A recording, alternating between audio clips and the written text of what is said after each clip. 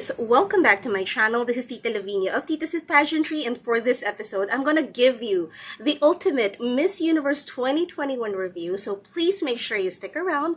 Please subscribe to the channel as well as hit that bell notification button for your weekly pageant fix. I know a lot of you are waiting for this. Guys, I hope that you're doing okay. I did not abandon you. I know I committed myself to doing a review for you as well as a separate gown review, and I haven't forgotten that. It's just that after Miss Universe, I wanted a full day of a break from social media so that I could catch up on sleep, and I could also wait for the HD photos to come in and for some of the videos to be uploaded. It's a little difficult for me to extract videos for you because they're very strict on copyright. So I had to prepare the visuals and then check them out from other sources. So yeah, that took a little bit of time. So moving on to the stage, the lighting, the camera, I thought that these were superb. I thought that at least Miss Universe organization, I think they pulled out everything to make this a hell of a show, and everything was just so glossy. It was so well put together.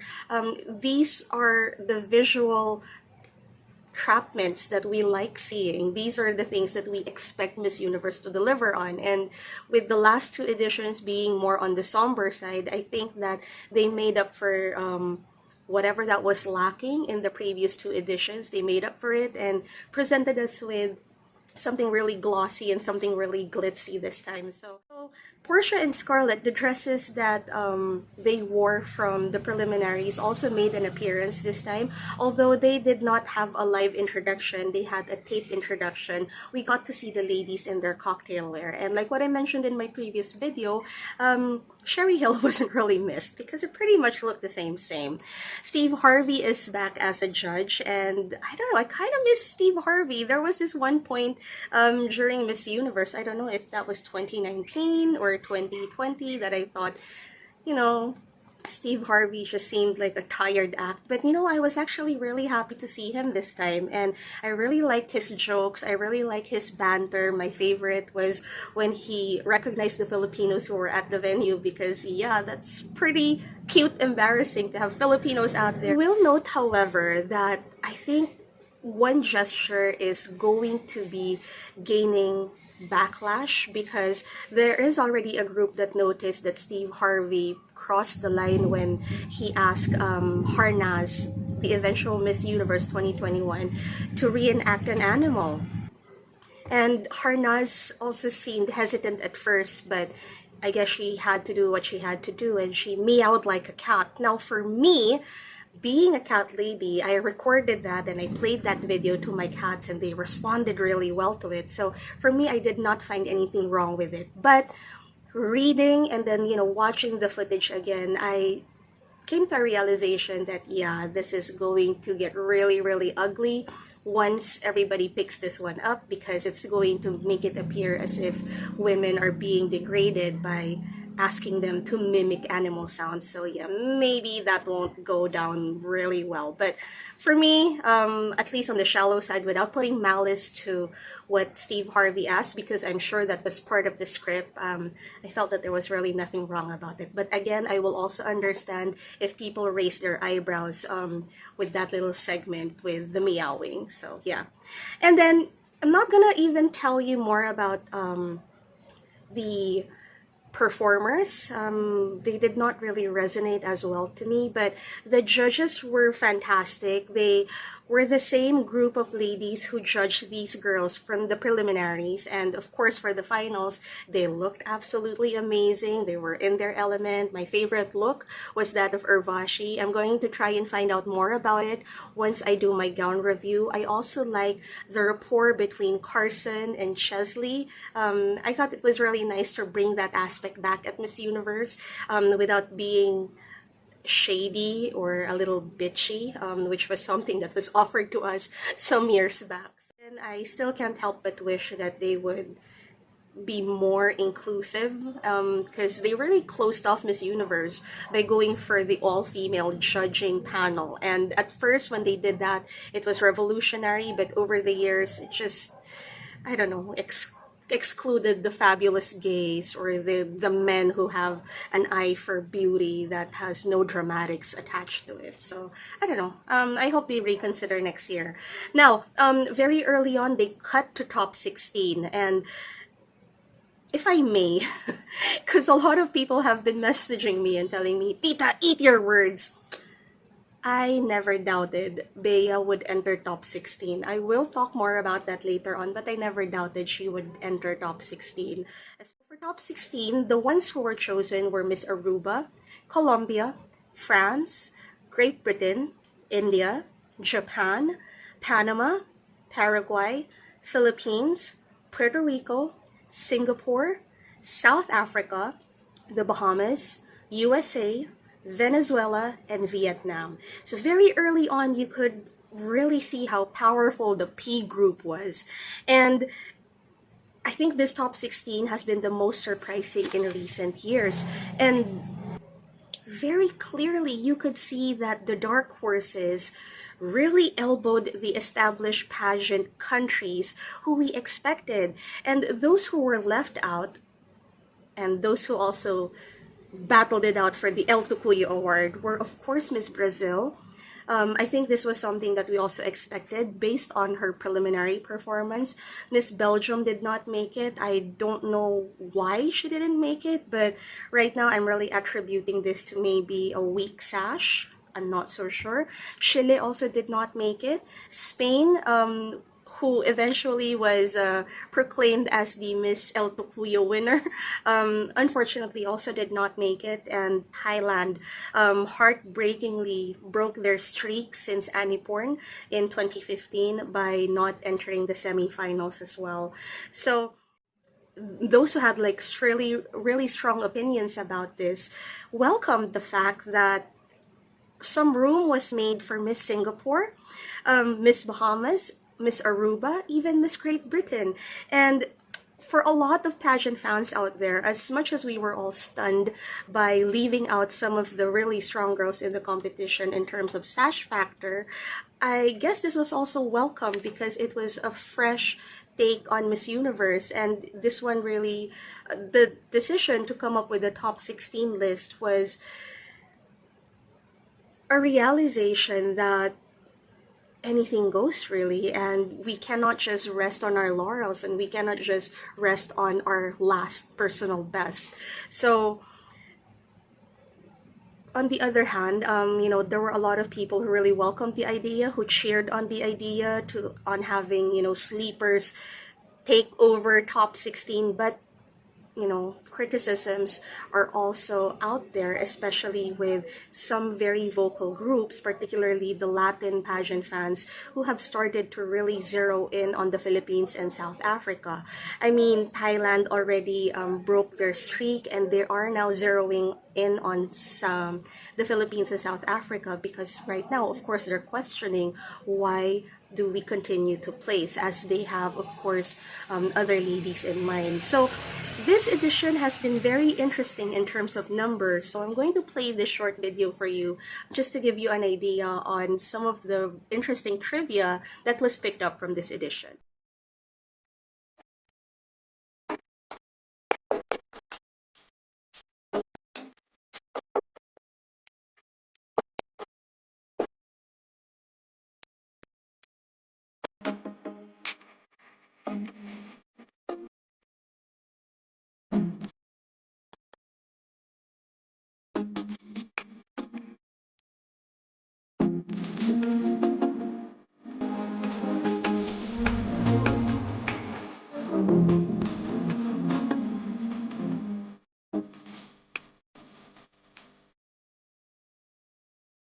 Yeah. So the ladies from top 16 competed in swim, and again, they wore the same Gotex swimwear, but somehow this looked a little fresher, a little more different, because the cape or the robe that they wore from the preliminaries seemed undone, but this time around, it seemed a little longer. It seemed more like a robe than, a piece of fabric that was. The standouts for me, they were Colombia, they were Puerto Rico, they were Venezuela in terms of cleanly executed passerella and projection on screen. However, I would also like to commend our very own Beatrice Luigi Gomez, because although we didn't really get to see it because of the camera panning, I felt that it was, fast-paced for me. We didn't really get to see a lot of face shots. We got a lot of like far shots from Swimsuit, but I wish there was some point where we got to focus on her face. So for Bea, I will commend her because we asked her to change up her expressions, and I noticed that from the first few seconds while she was still wearing the robe thing, she had a fierce face on, and then by the time she went into that circular ramp and she changed back to her smiley face. So I think that this is someone who pretty much still listens to what we have to say. I hope so. But I saw the shift in the expressions, but I think what I really liked most about this swimsuit performance for Bea were her strides. I talked about this before in the Titas of Pageantry page, that if she has the ability to really have a signature walk, and this is a signature walk that I have seen before from Estonian supermodel Carmen Cass. So it was a stride that looked like a galloping horse, and it had a rhythm of its own, and I thought that she did so well in swim. However, to be honest, because again, a lot of you will raise your eyebrows and say, where is this, support coming from? I was pretty happy with top 16, you guys. Even if Bea performed really well in swim, I did not allow myself to expect her to go into top 10. Because if you could see Aruba, if you could see Bahamas and the other ladies who weren't exactly the stick straight or super fit candidates we've been used to, then for a pageant admin or an analyst, I would step back and say, what are we judging this one based on? Are we judging this based on confidence? Because if it's just based on confidence, those two girls could, pretty much get in. Are we basing this on passerella skills? Because the likes of Colombia, Puerto Rico, and Venezuela could easily get in. At least for swimwear, I don't know if we have standards to follow anymore, because if you point out a body type, you're gonna get called out for it. If you point out passerella, if it's passable or not, you're gonna get called out for it. So I did not have a lot of expectations because, like I said, for swimsuit, anything goes. So I was so happy when we got into top 10, because when they cut to top 10, the ones that were included were, again, Miss Aruba, Colombia, France, India, Paraguay, Philippines, Puerto Rico, South Africa, the USA, and the Bahamas. So if you see, Aruba and the Bahamas is still there. I mean, they still have a lot to offer. So it's pretty unfortunate that we didn't get to see the likes of Vietnam. I thought Vietnam also performed well at swim. She was healthy, she was really statuesque, and she was really sexy. But even that was not enough. So can you blame me for holding on to the fact that I'm just pretty happy with top 16, and whatever it is that is given to us even further is already a bonus? But for me, I was really happy because after 2 years of not seeing the evening gown walk the ramp, we will, at that time, get to see Bea walk in her evening wear, and that got me really, really excited. So, moving into the evening gown portion, I thought that Lavinia'S showcased the dress like a butterfly. She was really pretty in the way that she really played with her dress. Don't worry, I will be giving you a more extensive review on this. So this is just like, brushing over the whole thing. Nadia Ferreira of Paraguay did not change her dress just like Valeria, but I like how she really mastered the garment and she looked like a fairy. I'm happy that she put her hair down because I felt that the whole fairy look was achieved. I also like Miss Bahamas. I felt that she had a dress on that looked very similar to Berta Bridal, or at least the treatment that I like from Berta Bridal. I know that this gown was made by a Filipino, so kudos for lifting Miss Bahamas and looking fabulous in that evening gown.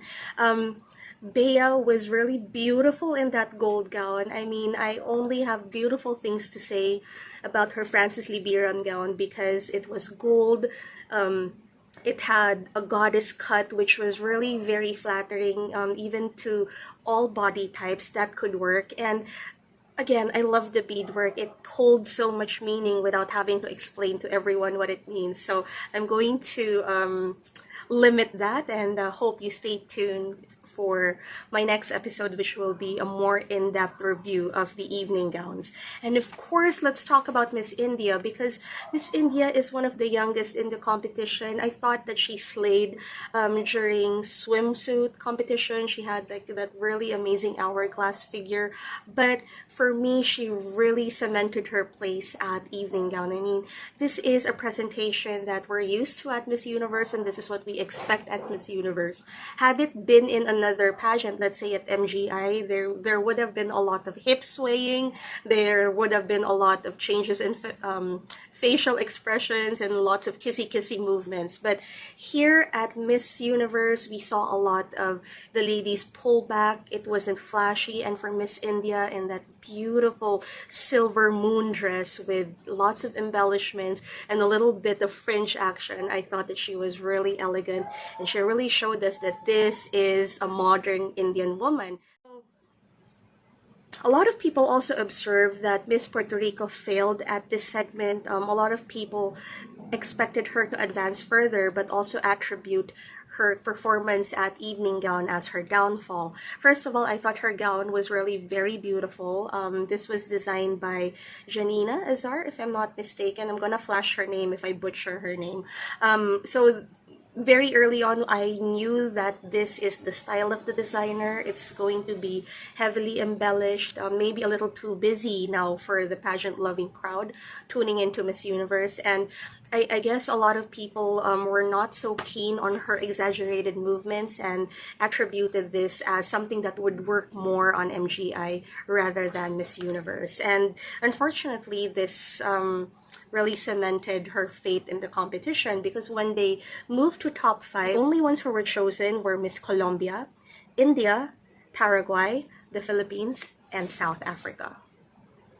Now comes the dreaded Q&A portion. Now, let me just say that I won't be nitpicking this too much, because I know that this is the forte of a friend of mine, Nicole Cordoves. She usually does the Q&A reviews, but this was really very tricky, because this really measured how these ladies would think on their toes and, you know, interact and share their opinions. So India was called first, and she was asked about convincing people about climate change. I thought that she had a very sound answer, but I think the one that really resonated with me is that line that says, "Prevent and protect is better than repent and repair." So I thought that was very Miss Earth, and I thought that it was in tune with the green agenda of Miss Universe.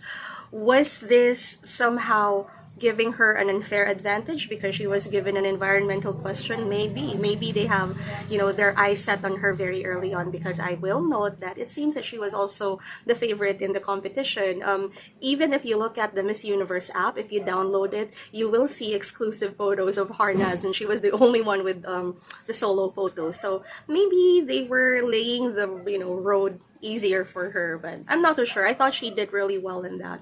Miss South Africa was asked about, you know, tweets and comments of someone from his or her teenage years, if this is something that could be held against them. And this one got me scratching my head a little bit, because her answer made sense. It's just that maybe the structure could have been a little different, because even if she reeled it back in, even if she answered it really well, I think the first thing that you know, got really stuck in my mind was the first part, in which she said that she believes in cancel culture, and before she turned it around and said, you know, I believe in redemption culture too. So if you're gonna say something like that, maybe go with something positive first before you delve into something negative, because right now all I'm hearing is that I believe in cancel culture.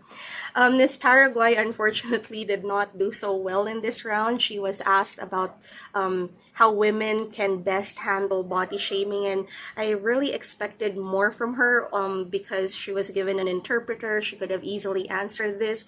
Being a model, I think she would have more of a perspective how easy it is to get into the modeling world if you have like the ideal body type, and maybe how difficult it is if you have to struggle and, you know, go for representation. And I thought that she would have had first-hand experience on how this works, but unfortunately that was not on display. Colombia was asked about women in charge and in leadership. I thought she did really well. It was just a little dramatic, but if she has ambitions of becoming a minister of education in her country, was that right? Then I would definitely believe the conviction of how she presented her answer. And she presented her answer with just so much weight and so much intensity that it made you believe what she was saying, that she was really passionate about it. But I think that Bea also got the most difficult. I mean, all the other questions were like, you know, questions on opinions, but this one was more specific, and I don't know why they gave this one to Bea. She was asked about the vaccine passport, and this is a really touchy subject because in the Philippines, even if you throw us under the bus and say, you know, the Philippines is a really chaotic country, I would still beg to differ and say, you know, we're pretty disciplined here. And when we, you know, you tell us to bring our vaccination cards, we bring them. If you tell us to wear our masks and our face shields, then we do that. So for Bea to agree to having a vaccine passport as a way to maybe control and monitor, I think that she would have been really, really successful even more had she completed her answer without a tinge of self-doubt, because I think the second part of her answer, when she went around, got her just a tad bit lost. But in terms of sense, and in terms of weight, in terms of accuracy, I thought Bea's answer was one of the best, at least for top 5. Maybe it just had something to do with a more convincing delivery. So when they chose top 3, they chose India, Paraguay, and South Africa. Now, not that I'm being very bitter. I know I mentioned that I did not think Bea would advance further than top 60, not because I did not believe in her, but because this edition and Miss Universe these past couple of years have been so unpredictable. But based on top 3 and based on the performances of the ladies at Q&A, I honestly believe that India should have been there, as she is. But Paraguay and South Africa were questionable for me, and had it been my way, I would have added Bea there in terms of weight in her answer, and I also would have added Colombia instead. And as we all know, top 2 was between Miss Paraguay and Miss India, 2 of the most beautiful faces this edition. And of course, Miss India, Harnaz Sandhu, the 21-year-old who got the 3rd crown for India in 21 years at Miss Universe, won. And, you know, this was celebrated. Of course, she, I think, is also considered to be one of the prettiest winners in recent years. So for this, let me just wrap this up and say that Bea did a really good job representing the Philippines. She secured our 12-year placement, and whatever strategy that was employed to make Bea successful, it really worked. So thank you so much, guys. I hope that you had a really fun ride this Miss Universe season, and I will see you very soon. I'm sorry for the dog. I mean, it's going nuts again, but thank you and goodbye.